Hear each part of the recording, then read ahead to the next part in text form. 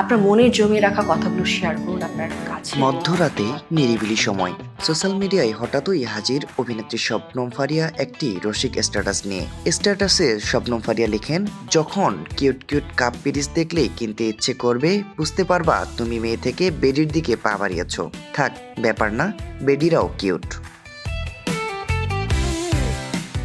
এই স্ট্যাটাসেই নেটিজেনদের মনে পড়ে যায় সংসারী জীবনের বাস্তবতা। একজন লিখেন, শাড়ি কিনতে গিয়ে চাদর কিনে ফিরি, জীবন এখন সংসারময়।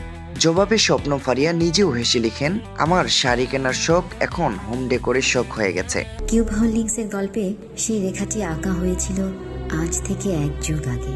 নকশাই আমাদের ভাষা। Cube holdings limited. আরেক নেটিজন লিখেন, জামা কিনতে গিয়ে এখন কাপ পিরিচ দেখি। কমেন্ট সেকশনে তখন একটাই কথা, রিলেটেবল। তবে সব মন্তব্য যে হাসির ছিল তা নয়। এক নেটিজেন প্রশ্ন তোলেন, তাহলে মা হতে চলেছ? এই প্রশ্নে স্পষ্ট বিরক্ত অভিনেত্রী। তিনি জানান, আমার পলিস্টিক ওভারসিস সিনড্রোম নামে একটি রোগ আছে। এই রোগ থাকলে বাচ্চা হওয়ার সম্ভাবনা থাকে না বললেই চলে। এসব কমেন্ট খুব বিব্রতকর। পাশের বাড়ির আন্টির মতো এমন বেকুব মার্কা কথা সোশ্যাল মিডিয়ায় লিখবেন না।